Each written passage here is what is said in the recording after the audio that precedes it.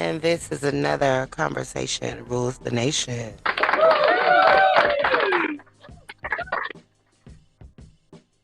Today's topic of discussion is going to come from the BBC.com news. Now, I don't know if you guys might hear some shit in the background because my dog is really going ape shit right now. Let me put up my screen. Hey, y'all. Alright, I just wanted to show my face. But let me go ahead and share with y'all.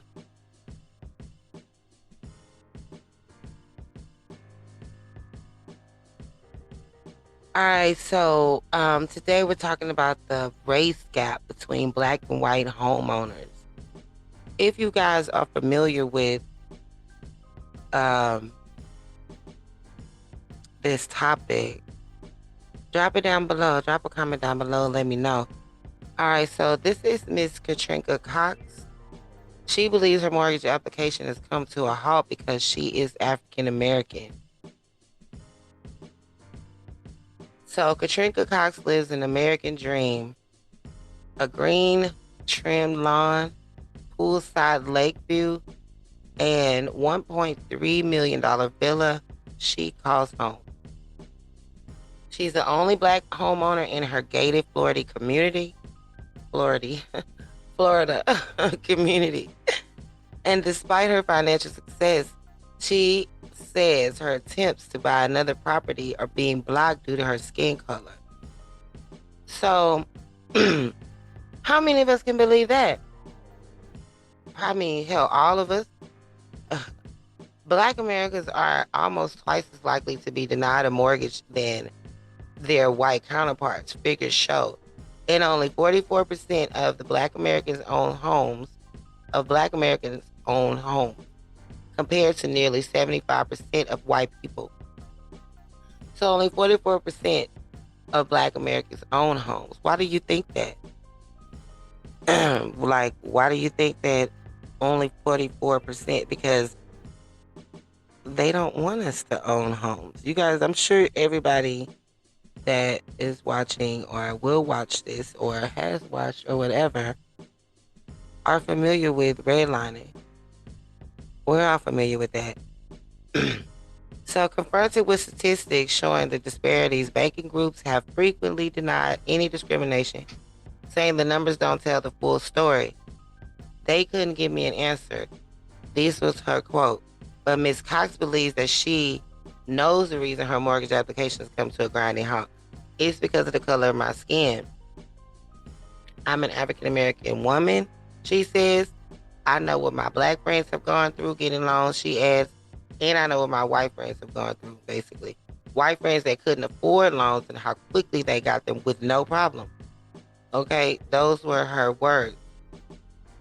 Okay, this is her and her husband, David. They're the only Black homeowners in their gated Florida community. And look at that house. That's a nice house. Okay. So Miss Cox has the means to buy the $310,000 property she wants in Miami without a loan, but her application was going nowhere fast. Okay. The bank questioned her income. They requested additional bank statements and demanded that she restart the process due to filing errors, among other issues, she says. I said, what are y'all doing? Why don't you try to close my loan? And they said they couldn't give her an answer. The 65-year-old said, okay. Now, why weren't they able to give her a flat out answer? I mean, they should have just been real with her and told her, hey, it's because you're Black and we don't believe that you make this kind of money or that you are, whatever. But they can't because of discrimination. But they do it behind our backs. They do it through the paperwork, basically. National pattern. Ms. Cox's experience reflects a national pattern. One that studies suggest is getting worse. According to the National Community Reinvestment Coalition, The gap between white and black homeownership rates in the U.S. is at its widest in 120 years. Okay, there's questions with links. Are businesses really tackling racial inequality? How far African Americans come since the 60s? The frustration. Okay, these are other articles. Okay, back to this one. Nationwide, roughly 44% of Black Americans owned homes as of March, down from a peak of nearly 50% in 2004. So, data from the U.S. Census Bureau in March shows that's what it's showing in the data, I guess. Meanwhile, nearly 3/4 of white families in the U.S. own their home.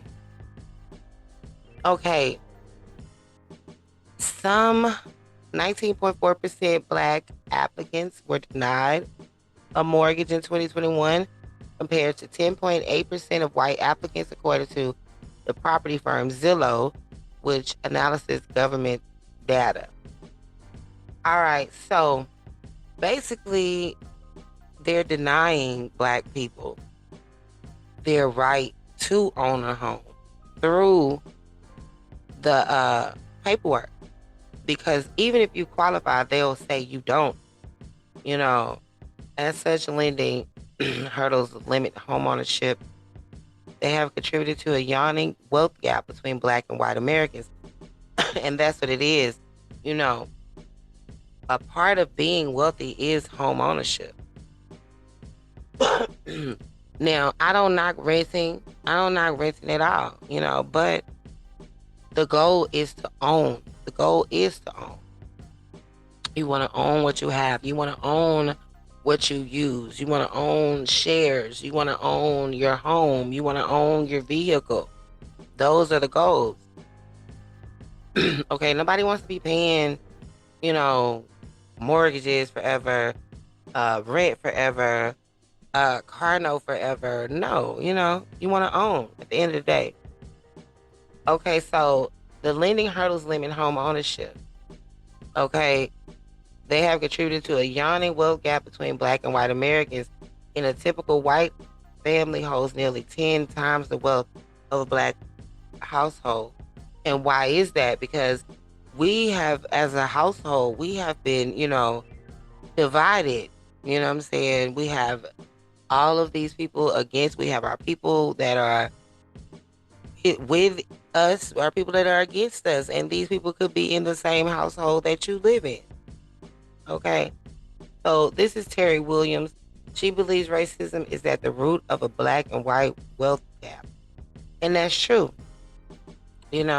If you look at the difference between Black and white wealth, it can almost completely be explained by home ownership, says Terry Williams. That's her there.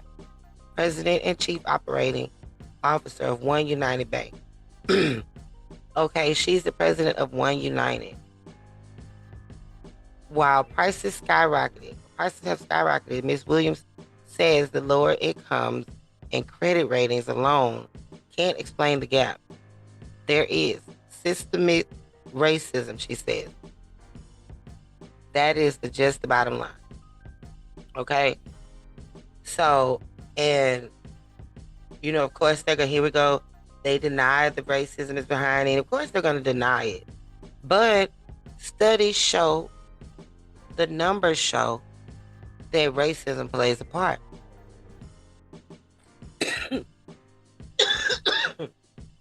Hold on.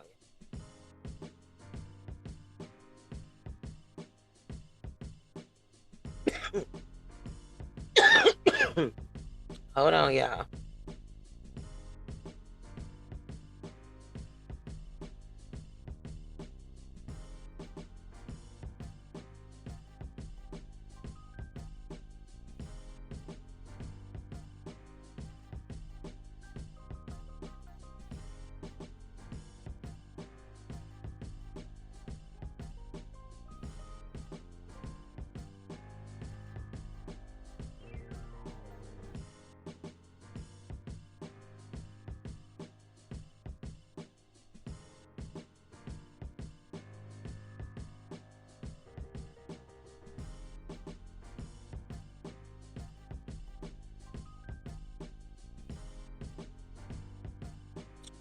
Okay, y'all, I'm back. Man,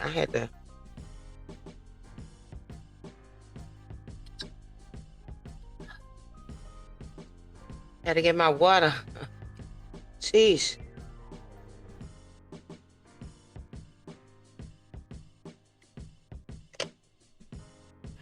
Okay, I'm back. I'm sorry about that. My throat was dry as hell. All right, so the ABA denies that racism is behind any of this, but of course we know that it is. Studies show. It says here. Let's see. The economist at Zillow agrees that credit is the number one reason why applicants may be denied a mortgage. Okay, but that's the problem as well. Credit and the fact that, these banks and these other people and these lenders, they are not willing to work with you. It's best that we form some kind of, something to help, you know, Black people actually become homeowners, without going through the banks, without going through different lenders that aren't, their color. I'm saying, like, square biz shit. I'm not gonna be like, this and that and this and beat around the bush. Hell, how many Black people work in these damn banks? You know what I'm saying? Honestly, that can help you. You know,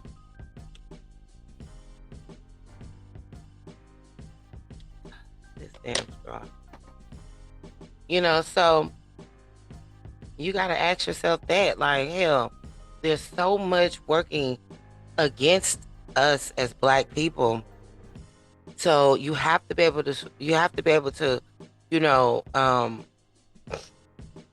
keep up with these type of things. Make sure your credit is up to par. You know, try to get your shit paid off if you owe, um, because if you are planning on becoming a homeowner, you want to make sure that everything is, you have all your fucking ducks in a row, man. All right. It says communities of color are much less likely to have access to credit due to historical outcomes from things like redlining that was that has barred access to credit and have really left a lot of communities of color without formal financial institutions or access to banks or other kinds of finance. It has left them out the market entirely, out of the market entirely. So, and that's the truth. Shit, that's the honest to God truth. You know, Bank Black. Nevertheless, these disparities have helped to fuel calls for people to move their money to Black-owned banks. The rapper Killer Mike among those helping to popularize the Bank Black movement. Those calls gained traction in 2016 amid an outcry over the deaths of two unarmed Black men, Orlando Castile and Alton Sterling, who were shot by police. One United America's largest Black-owned, Black-run financial institution. Okay, you guys make sure if y'all not banking with them, go bank with them. One United, America's largest Black-owned, Black-run financial institution, trademarked by Bank Black, term that year.